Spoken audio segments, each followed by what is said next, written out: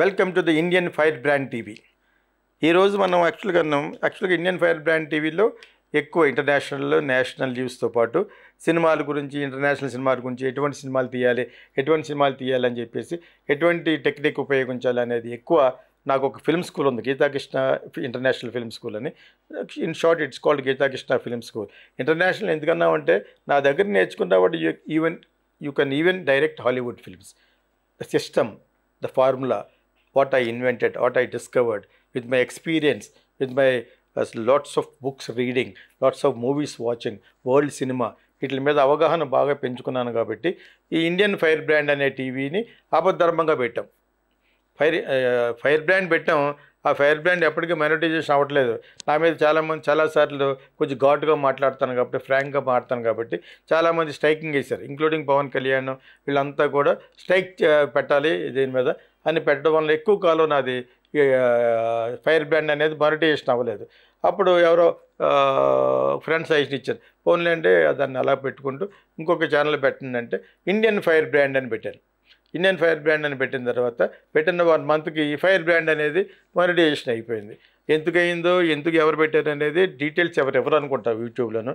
Maybe మీ YouTube rules నేను అధిగమించానేమో, lots of complaints రావడం వల్ల చేశారు. అప్పటి నుంచి మిగతా ఛానల్లో ఉండే నా ఇంటర్వ్యూస్కి పెట్టే థంబ్నెయిల్స్ నాకు సంబంధం లేదు, వాళ్ళు కమర్షియల్గా పెట్టుకుంటారు. నా దాంట్లో మటుకు I will follow entire rules of YouTube అని ఒక నిర్ధారణకు వచ్చి ఒక లెవెల్ వరకునే పెడతాను. So this is it about Indian fire brand. ఎలా పుట్టిందంటే ఆ విధంగా పుట్టింది. ఇందులో ఇప్పుడు మనం సినిమాలు కొన్ని ఫిల్మ్ ఇండస్ట్రీలు మూసేసుకుంటున్నారు, కొన్ని సినిమాలు వర్కౌట్ అవ్వట్లేదు.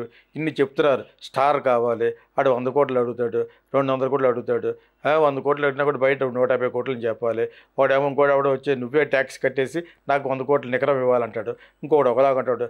అలా ఎందుకు అయిపోయిందంటే ఈ లాభాలు కూడా డైరెక్ట్గా ట్రాన్స్పరెంట్గా ఆ ప్రొడక్షన్ వీళ్ళకి తెలియడం వలన వీడిని నన్ను పెట్టుకుని 200 కోట్లు సంపాదిస్తున్నాడు, 150 కోట్లు సంపాదిస్తున్నాడు, నాకు 50 ఇస్తున్నాడు. అది నెక్స్ట్ టైం నేను 100 కోట్లు అడుగుతాను, అడుగు 100 నాకు 100 మిగులుద్ది. ఆ లెవెల్లో మొత్తం కచ్చాపుచ్చా అయిపోయింది. స్టార్ డామినేటింగ్ ఎందుకు అయిపోయింది? వాళ్ళు ఆ లెవెల్కి వెళ్ళిపోయారు. ఆ లెవెల్కి వెళ్ళే సినిమాలు తీశారు. ఎవరు తీశారు? ప్రొడ్యూసర్ తీశాడు. ప్రొడ్యూసర్ తీయాలంటే ఏం కావాలి? డబ్బు కావాలి, ఫైనాన్సర్ కావాలి. ఈ 2 ఇవ్వాలంటే ఎవరు కావాలి? ఆర్టిస్ట్ కావాలి. ఆ ఆర్టిస్ట్కి అంత మార్కెట్ ఉండాలి. ఇది లింక్. ఈ విధంగా వెళ్ళిపోతుంది. కాబట్టి కొన్ని ఇండస్ట్రీ లైక్ మలయాళం కొన్ని చోట్ల మానేస్తున్నారు. సినిమాలు తీయడం వద్దురా బాబు, ఇంకెందుకు వచ్చిన గొడవ, మునిగిపోతామని చెప్పేసి కొంతమంది కమిటెడ్ పీపుల్ ఉంటారు. ఆల్రెడీ సినిమా తీసేవాడు బయట పడలేడు. 4-5 సినిమాల్లో 100 కోట్ల అప్పు ఉంటుంది. మళ్ళీ 100 కోట్లు తీసి ఒక సినిమా తీసి హిట్ అయ్యి ఆ 100 కోట్లు కూడా నెక్స్ట్ అప్పు తీర్చి ఈలోగా వీడు సైట్ చేసుకుని ఒక 50 కోట్లు పెట్టి ఆస్తులు కొనుక్కుంటూ ఉంటాడు. ఇవన్నీ జరుగుతున్నాయి. ఎప్పటి నుంచో జరుగుతున్నాయి. ఆ విధంగా దెబ్బతిన్న వాళ్ళు ఉన్నారు. ఏఎం రత్నం లాంటి అటువంటి వాళ్ళు కొంతమంది దెబ్బలు ఉన్నారు. యాక్చువల్గాను వాళ్ళు కూడా నిలబడడం కోసం పాపం వాళ్ళ స్టార్స్ కొంతమంది హెల్ప్ చేస్తారు, కొంతమంది హెల్ప్ చేయరు. అదేవిధంగా ఇప్పుడు దిల్ రాజు, అల్లు అరవింద్ వీళ్ళందరూ ఎస్టాబ్లిష్ అయిపోయారు. ఇప్పుడు మైత్రి మూవీస్ వీళ్ళందరూ కూడా మన గురించే మాట్లాడుకోవాలండి అని చెప్పి. మినిమం స్టార్డమ్ ఉన్న ఆర్టిస్టులు ఎవరున్నారు? అట్లీస్ట్ వాళ్ళతో తీస్తే కానీ సినిమాని థియేటర్లోకి ఎగ్జిబిట్ చేయని పరిస్థితులు వచ్చేసినాయి. దానికి మన లక్కీ భాస్కర్ లాంటి సినిమాలు, ఇంకా కార్తికేయన్, రకరకాల చాలా సినిమాలు, హనుమాన్, ఎన్ని సినిమాలకి అందరూ హనుమాన్ సినిమాలు స్టార్ లేడు. కానీ అట్లీస్ట్ ఒక పెద్ద సినిమా హనుమంతుడిని పెట్టుకున్న, హనుమంతుడిని దేవుడు మనకి ఆల్రెడీ ఒక పెద్ద హీరో కాబట్టి అతని పేరు మీద తీద్దామని చెప్పేసి కొంచెం గ్రాఫిక్స్గా ఒక 20 కోట్ల కంటే ఎక్కువ ఖర్చు పెడితే దాన్ని ఒక మీడియోకర్ సినిమా అని అనొచ్చు. కాబట్టి అటువంటి సినిమాలు కూడా థియేటర్లో రిలీజ్ చేయడానికి వీలు పడేట్టుగా పబ్లిసిటీ చేసుకుని ఒక ఎక్స్పెక్టేషన్ తెప్పించుకుని ఉన్న సినిమాలు తప్పితే మిగతా సినిమాలు తీయలేకపోతున్నారు. వాళ్ళ కోసం నేను ఏమనుకున్నానంటే, నాకు సడన్గా ఒక 1 వీక్ నుంచి చెప్పాలనిపించింది. యాక్చువల్గా నేను వరల్డ్ సినిమా చూశాను, కమర్షియల్ సినిమా చూశాను, ఆర్ట్ సినిమా చూశాను, ప్యారలల్ సినిమా చూశాను. ఎన్ని సినిమాల్లోనూ బాగా జనాదరణ పొంది సినిమాలు ఆడినవి ఎక్కువ ఉంటాయి. అంతకుముందు బాలీవుడ్, ఇప్పుడు బాలీవుడ్ ప్లేస్ని తెలుగు ఆక్రమించుకుంది. ఎందుకంటే కంటెంట్ వాల్యూలో కమర్షియలిజం ఉండాలి కాబట్టి. సో ఇటువంటి సినిమాలు తీయాలన్నా కూడా ఎయిదర్ ఒక స్టార్డమ్, ఓ 10 కోట్ల రూపాయలు స్టార్డమ్ ఉన్న ఆర్టిస్ట్ అన్నా ఉంటూ అతను ఒక వెరైటీ సినిమాలో యాక్ట్ చేయగలగాలి. అవి ఎటువంటి సినిమాలు చేయాలనేది కూలంకషంగా 7-8 నిమిషాలు ఎందుకు చెప్పాలనిపించిందంటే మా ఇండియన్ ఫైర్ బ్రాండ్ టీవీలో maybe it might be helpful for you. So మేమందరం తీసాం లవ్ స్టోరీస్, సంకీర్తన, ఇంకా ఇటువంటి సినిమాలు చాలామంది తీశారు, చేదాకోక చిలక, ఇటువంటి సినిమాలు లవ్ స్టోరీస్ తీశారు. లవ్ స్టోరీకి ఎప్పుడు కూడా ever green brand and expectation ఉంటుంది. లైక్ గీతాంజలి, మణిరత్నం గీతాంజలి. నాగార్జునతో సినిమా తీయాలని ఆ రోజుల్లో నరసారెడ్డి గారు మణిరత్నం అంటే ఇంట్రెస్ట్ తోటి చాలా కష్టపడి ఒప్పించి చేశాడు. అతనికి ముందు తెలుగు మీద ఐడియా లేదు, ఈ హీరో మీద ఐడియా లేదు యాక్చువల్గా.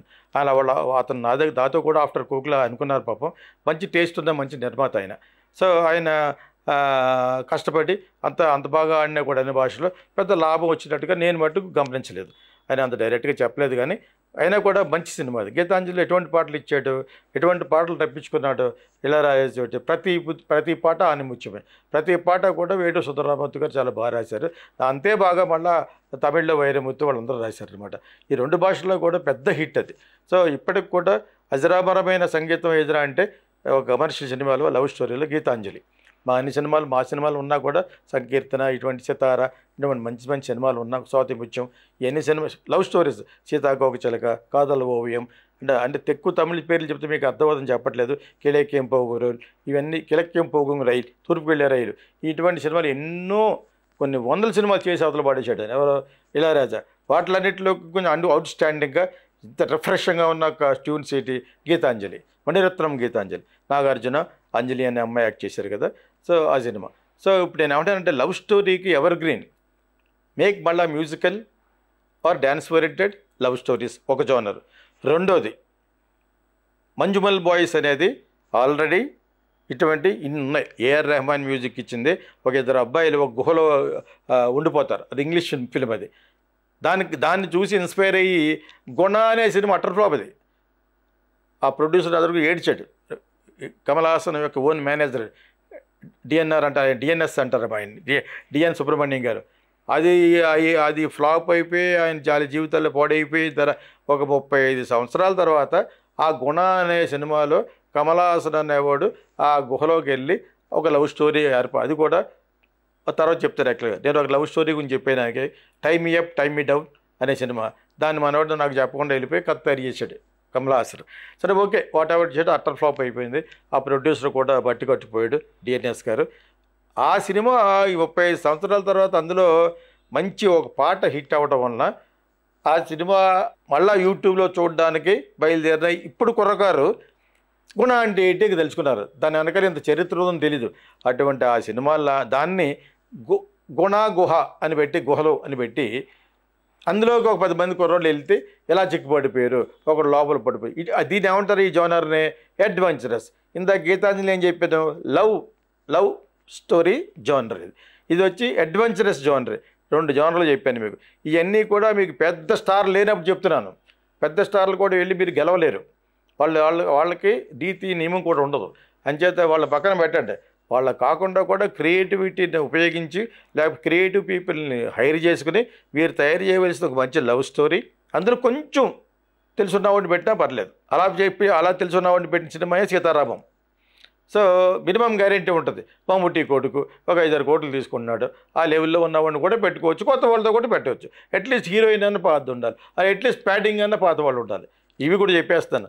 లవ్ స్టోరీ జోనర్ ఒకటి, అడ్వెంచరస్ ఒకటి, or message oriented really happened, నిజంగా జరిగిన ఒక అఘాయిత్యాలు, చెప్పుకోలేని అఘాయిత్యాలు ఉంటాయి. అదే కాశ్మీర్ ఫైల్స్, ఓకే, అదే కేరళ స్టోరీ. ఇటువంటి సినిమాలు కూడా తీయచ్చు. ఈ 3 జోనర్లని కాకుండా యాక్షన్, ఇది ఎవరో పుష్ప లాంటి యాక్షన్ సినిమా, లేదా రామ్ చరణ్ లాంటి యాక్షన్ సినిమా వాళ్ళు చేస్తేనే చూడట్లేదు. అసలు రామ్ చరణ్ సినిమాలు ఇంకా అలా చేస్తే ఇంకా అతని సినిమాలు చూడాలనిపించింది నాకు. నేను 10 నిమిషాలు చూశాను, గేమ్ చేంజర్. సో అటువంటి ఆర్టిఫిషియల్ ఫైట్స్ ఏంటిది పైనుంచి వచ్చేస్తాయి హెలికాప్టర్లో, నా హెలికాప్టర్ను వేసుకెళ్ళు, ఫస్ట్ 10 నిమిషాలను తీసేవాళ్ళు పాడేసాను సినిమాని. సో అటువంటి సినిమాల కోసం ఇప్పుడు సినిమాలు ఆటలేదు అని పారిపోయే వాళ్ళ కోసం చెప్తున్నాను. ఈ 3 జోనర్లు చేయండి. ఒకటి అడ్వెంచరస్, మంజుమల్ బాయ్స్ లాంటిది. అంటే అటువంటిదే కాదు, ఇన్ని ఉన్నాయి అటువంటి అడ్వెంచరస్ హాలీవుడ్లో. సో ఒకటి సో మనీ సబ్జెక్ట్ మీరు హాలీవుడ్లోనే దొరుకుతాయి యాక్చువల్గాను. సో అటువంటి సినిమాలు అడ్వెంచరస్ జోనర్ ఒకటి, లవ్ స్టోరీస్ ఒకటి, or message oriented, unexplained, unheard. Unexplained అంటే ఎక్స్ప్లెయిన్ చేయడానికి వీలు కానీ కేరళ స్టోరీ. ఓకే, అదొకటి ఊరిని మీకు అర్థమవుతుందని చెప్తున్నాను యాక్చువల్గాను. అండ్ వన్ మోర్ ఫిల్మ్ ఏంటి, కాశ్మీర్ ఫైల్స్. ఇటువంటి ఈ 3 జోనర్లో కాకుండా తీయవలసిందంటే నేను సినిమా తీశాను కోకిల అని, అది పారానార్మల్ యాక్టివిటీ మీద తీసాను ఆ రోజుల్లో అని చెప్పాను. ఎప్పటికి తీసి 36 years అయింది. అది 1989లో తీశాను. ఎవ్వరూ ఊహించని సబ్జెక్ట్ తీయాలి. అంతకుముందు సినిమా సంకీర్తన విశ్వనాథ్ గారిలా తీసావని అన్నాడు కాబట్టి విశ్వనాథ్ గారి దగ్గర పనిచేసినంత మాత్రాన అలా ఎందుకు తీసావు, నాకు అవార్డు వచ్చినా కూడా అది విమర్శగా మిగిలిపోయింది కాబట్టి నా జీవితంలో మళ్ళీ ఆయన పక్కకు వెళ్ళాలని చెప్పేసి నేనంటే ఏంటో చూపిస్తాను, నా ఫిల్మ్ ఫెస్టివల్ నాలెడ్జ్ అంటే ఏంటో చూపిస్తాను అని చెప్పేసి తీసిన cinema Kokila. Reading a news item in న్యూయార్క్స్ time. ఆ న్యూస్ ఏంటి, కార్నియల్ ట్రాన్స్ప్లాంటేషన్. మెమరీ, కార్నియా కూడా మెమరీ ఉంది, ఇది నమ్మలేని నిజం, నిరూపింపబడిన నిజం, అన్ఎక్స్ప్లెయిన్ అన్ప్రూవెన్ ఫ్యాక్ట్ మీద తీసినట్టుగా సినిమా బిగినింగ్లోనే నేను కనిపించి చెప్తాను. ఇటువంటి సినిమాలు తీయచ్చు. అటువంటి సినిమాలు హాలీవుడ్లో కూడా వచ్చినాయి. నేను తీసిన 20 సంవత్సరాల తర్వాత ఇదే కాన్సెప్ట్ మీద జెసికా ఆల్బా యాక్ట్ చేసిన సినిమా ది ఐ. మళ్ళీ జరిగి ఉండొచ్చు, నా సినిమా కాపీ కొట్టారు అన్నాం వాళ్ళు, మళ్ళీ ఎక్కడో చూసి ఉండొచ్చు, మళ్ళీ ఎక్కడో ఏదో ఇటువంటి వింత జరిగి ఉండొచ్చు. సో కోకిల, ది ఐ, తర్వాత పారానార్మల్ యాక్టివిటీ 1 ఒక $10,000 మించకుండా తీశాడు ఇంట్లో.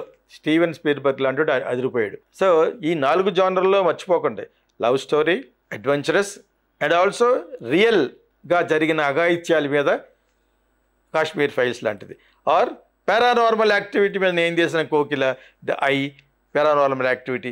ఈ 4 జానర్లలో ఏం చేసినా కూడా మీరు స్టార్ పక్కకు వెళ్ళక్కర్లేదు. మీకు దొరికితే ఒక లెవెల్లో 50% ఆడదామన్న వాళ్ళు పెట్టుకోండి, లేకపోతే డోంట్ వరీ అబౌట్ ఇట్. ఈ సినిమాలు తీసిన చేపు సినిమాలు ఆడుతుంది. ఆ సినిమాలకు ఓవలోకి చెందింది కార్తికేయ అవి అంత బాగోలేదు, కానీ ఆ కృష్ణుడు, ఆ హిందూయిజం, ఆ అనుపమ్ ఖేర్ అవి తప్పితే ఆ సినిమాలో ఏమీ లేదు. సో అటువంటివి కూడా ఎందుకు తీస్తారు, అందులో స్టార్ లేడే. హనుమంత్ అనే సినిమా వచ్చింది ఈ మధ్యన, హనుమాన్ అనే, అందులో కూడా ఏమీ లేదు. హనుమాన్ అనే ఒక సూపర్ హీరో దేవుడి పేరుంది తప్పితే హనుమాన్ మీద పేరు పెట్టేవాళ్ళు అంతకుముందు ఎవరో ఫలించలేదు, ఇంక్లూడింగ్ అంజీ అవుట్, శ్యామ్ ప్రసాద్ 10 సంవత్సరాలు తీశాడు. తర్వాత ఇంకోటి ఎవడో కృష్ణవంశీ అని ఎవడో తీసి అది ఫ్లాప్. ఇంకోటి ఎవడో యానిమేషన్ తీశాడు, అది ఫ్లాప్. ఎందుకు చెప్తానంటే ఇవి పెట్టి కూడా హృదయాన్ని అత్తుకునే ఒక కార్డు ఉండాలి. There should be A Saul touching. సినిమాలో డెఫినెట్గా మా ఫిల్మ్ స్కూల్లో ఒక ఫార్ములా చెప్తాం. ఆ ఫార్ములా ఉంటూ హార్ట్ టచింగ్ పాయింట్ ఒకటి ఉండాలి, హార్ట్ మెల్టింగ్.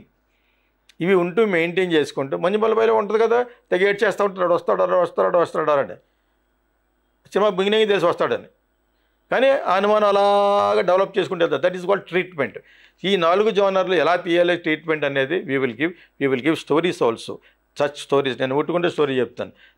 లైక్ దాట్ నేను నన్ను పబ్లిసిటీ చేసుకోవడం కాదు, అందరికీ మహేష్ బాబు, అందరికీ బన్నీ, అందరికీ రామ్ చరణ్ దొరకడం ఇంపాసిబుల్. అది వాళ్ళు రిలాక్స్ అయిపోయారు, 100 కోట్లు సంపాదించారు, ఆ కోట్లు వేరే చోట్ల ఇన్వెస్ట్ చేస్తే అవి ఇంకా పెరిగిపోయినాయి కాబట్టి వాళ్ళకి పక్కన పెట్టండి. 3 సంవత్సరాలు 4 సంవత్సరాలు లైఫ్లో అయిపోతాయి. ఇప్పటికి సంవత్సరం కంటే మించుకుంటే సినిమా తీసి ఇవన్నీ ఈయన ఎప్పుడు 4 జోనర్లను తీస్తే ఇప్పటికి కూడా చూస్తారు. ప్రతిదీ కొత్త పాయింట్ చెప్తే డెఫినెట్గా చూస్తారు. నేను అది చెప్పడం కోసమే మా ఇండియన్ ఫైర్ బ్రాండ్ టీవీలో ఎటువంటి సినిమాలు తీయాలి అని సినిమాలతో సహా పేర్లు ఎందుకు చెప్పాను. గీతాంజలి, తిరుపుకు వెళ్ళే రైలు, అండ్ ఆల్సో సీతాకోకచిలకలు and love stories, and also adventurous films like Manjummel boys. ఇంకోటి ఏదో హాలీవుడ్లో ఒక ఫిల్మ్ కొట్టిన AR Rahman music, and adventurous film it happen in a caves, 2 boys will go by cycling, అందరూ స్టక్ అయిపోతారు. దాన్నే మంజువల్ బాయ్స్ తీశారు. సో అది ఎలా క్లెవర్గా తీయాలో నేర్చుకోవాలి తప్పితే ఇవి సినిమాలు తీసే పద్ధతి. ప్రతి ఒక్కరు స్టార్ కోసం వెయిట్ చేసి వాళ్ళకి అనవసరంగా పెద్దపీట వేస్తారు. Just forget them. వాళ్ళ వల్ల సినిమాలు ఆడితే ఆడిపోతుంది. పెద్ద స్టార్ని పెట్టారు, రామ్ చరణ్, ఏమాడింది, మట్టి కరిచిపోయింది. పెద్దసారి పెడితే చేస్తే పెద్దసారి ఏముంది, సినిమా బాగుంటే ఆడుద్ది. నువ్వు పెద్ద స్టార్ అయితే ఆడుకోవాలి, పెద్దసారి కాకపోతే ఆడుకోవాలి, ఆడవు. అంచేది ఈ 4 జోనర్ల మీద మంచి సినిమాలు, మంచి ఇవి కావాలంటే మా ఫిల్మ్ స్కూల్కి రండి, మేము ఇస్తాం. But not for free, we will give subjects also. So that is it. For all film lovers, here comes Geeta Krishna International Film School. Want to become a top model? Our modeling course can help you get into ad films just like Samantha, Tamanna, Gadde Sindura and Bindu Madhavi. With our International Film School Diploma Certificate, you will be ready for spotlight. Enjoy free hostel and food facilities. Join us and start your modeling career.